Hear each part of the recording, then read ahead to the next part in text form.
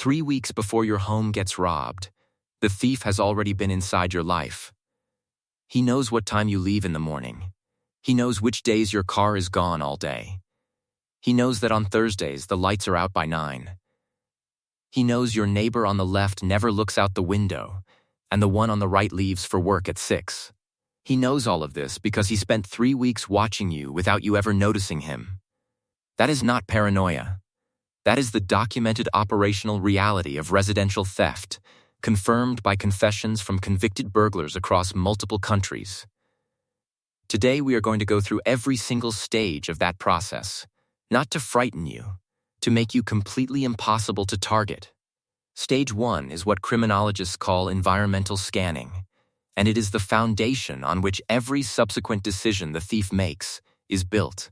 Environmental scanning is a systematic, methodical process of moving through a geographic area and mentally evaluating every visible property against a specific set of criteria. The thief is not gambling. He is investing. He needs to identify which properties offer the highest ratio of potential gain to operational risk. To do this, he gathers information through observation over time. He might drive through the same street at different hours of the day to build a picture of how activity patterns change. He might jog past your house repeatedly because a jogger is socially invisible.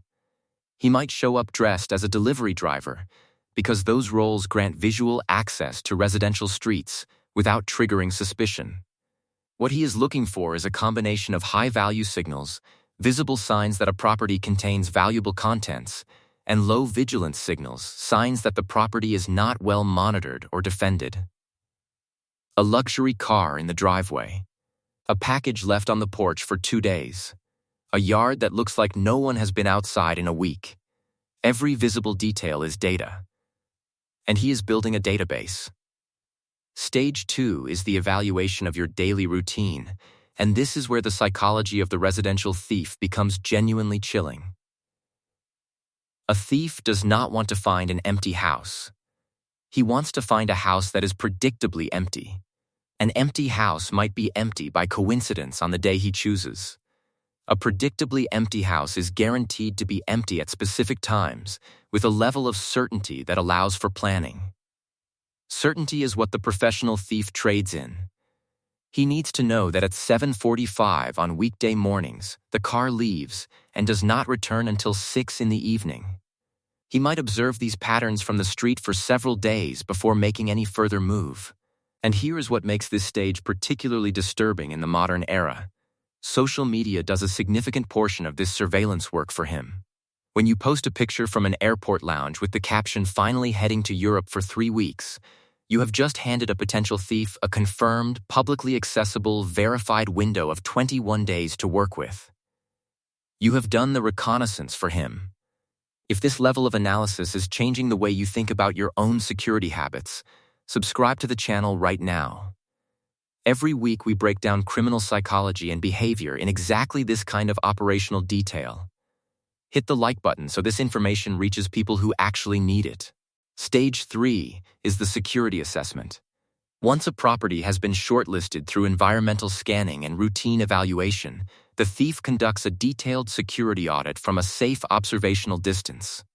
He evaluates whether there are visible cameras mounted on the exterior, and if so, whether they appear to be operational or dummy units.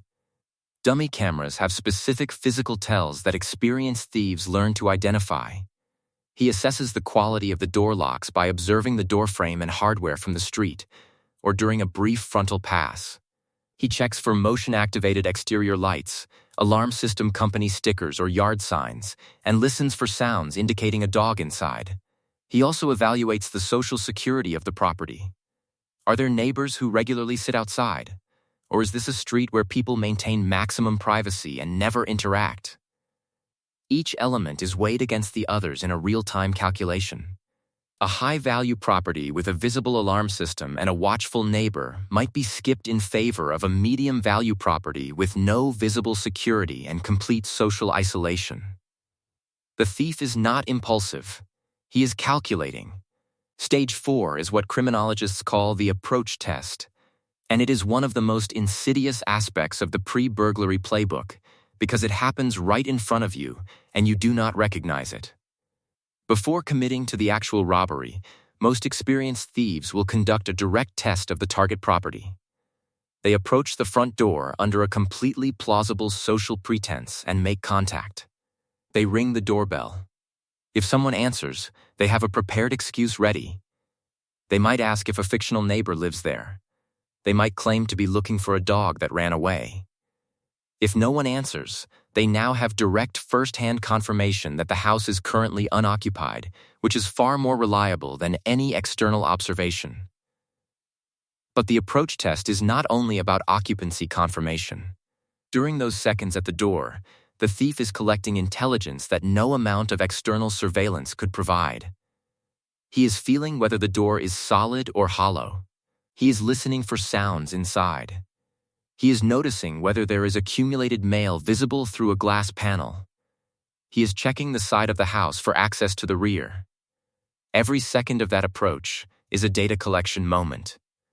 Leave a comment right now. Think back. Has anyone ever knocked on your door with a strange excuse that felt slightly off? Someone asking for a neighbor who does not exist? Someone who seemed oddly interested in the layout of your property? Tell us in the comments what happened and what your instinct told you in that moment.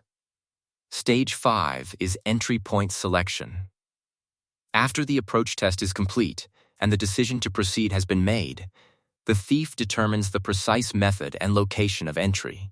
There are several persistent myths about how burglars enter homes, and dismantling them is directly useful to your security strategy. The front door is one of the most frequently used entry points precisely because it is the most socially normal place to be seen standing. A person at a front door triggers no alarm in the minds of passers-by.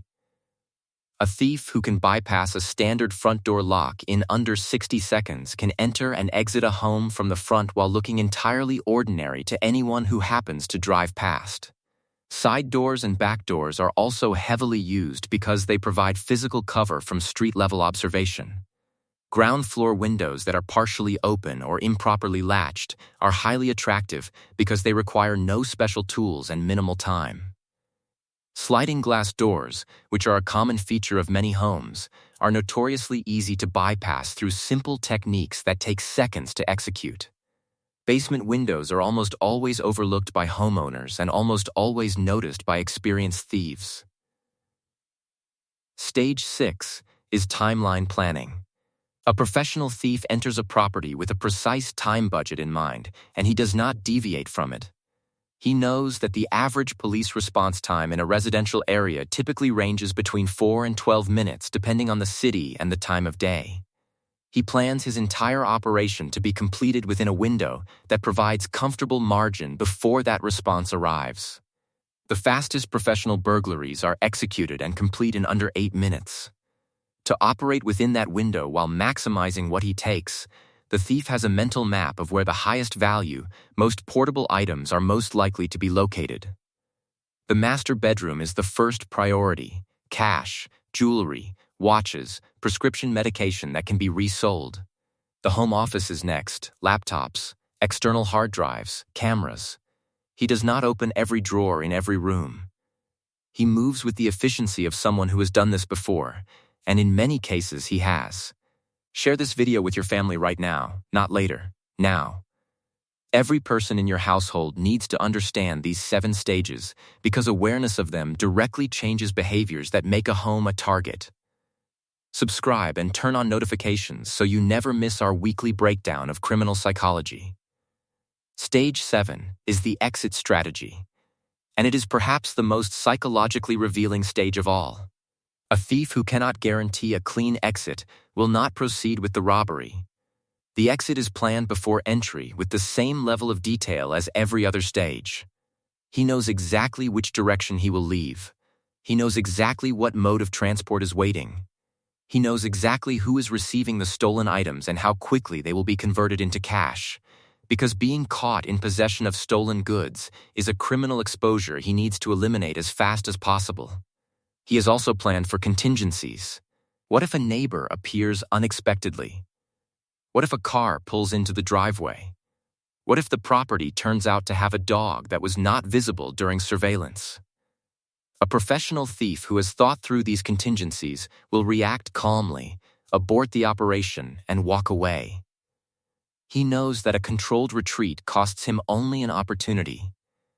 An escalated situation costs him everything. And here is the single most important fact in this entire video. The most dangerous moment in any residential burglary is when the thief's exit plan breaks down. When things do not go as planned, when a resident returns unexpectedly and confronts him, that is the moment when a property crime can turn into something irreversibly violent. The best way to avoid that moment is to prevent the crime before stage 1 ever begins. And now you understand exactly how to do that. There is one additional behavioral pattern that experienced residential thieves exhibit that is almost never discussed in mainstream security advice, and it is the use of multiple reconnaissance passes over extended time periods. A thief who is serious about a specific target will not rush. He may survey the property over a period of 2 to 4 weeks before making any move. During that time, he is watching for deviations in the routine. He wants to know how the household responds to unexpected events. Does someone always come home early on Fridays? Does a dog appear on some days but not others? Is there a regular visitor who arrives at a predictable time? Each deviation he observes refines the picture he is building. The most sophisticated residential burglars operate with a patience that most people would find genuinely surprising, because they have learned through experience that patience is the most reliable variable in the success of their operations. Understanding this should change how you think about your visible daily patterns entirely. The final point that needs to be made about residential theft and the psychology behind it is this: your strongest asset is not a camera, an alarm system, or a reinforced lock, although all of those things have genuine value. Your strongest asset is the density of your social connections within your own neighborhood. A street where neighbors know each other by name, notice when something looks unusual, and have an established habit of communicating about what they observe is a fundamentally hostile environment for a residential thief. He cannot build a surveillance picture without being noticed. He cannot blend in because he is not recognized.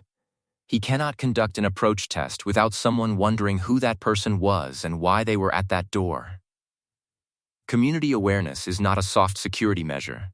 It is the most powerful deterrent that exists, and it costs nothing to build. One more element deserves explicit mention, because it directly contradicts the most common piece of security advice that people receive about residential theft: the instruction to make your home look occupied at all times. While this advice is not wrong, it addresses only the most superficial layer of the reconnaissance process we have described. A thief who is operating at the level of sophistication we have discussed here will not be deterred by a light on a timer or a radio left playing. He has spent enough time observing your property to know whether that activity reflects genuine occupation or a security measure. The behaviors that genuinely deter sophisticated residential thieves are those that increase the social density of their operating environment. More neighbors who notice, more community contact, more people who would recognize that something unusual was happening and act on that recognition. The 7 stages we have covered today represent the complete operational picture of residential theft from the perspective of the person committing it. Understanding this picture does not require you to think like a criminal. It requires you to think more carefully about what you already know about your own home, your own habits, and your own neighborhood. The changes that genuinely reduce risk are almost always simple, consistent, and free. Share this analysis with everyone in your household. Awareness shared is protection multiplied. Subscribe and turn on notifications to stay ahead.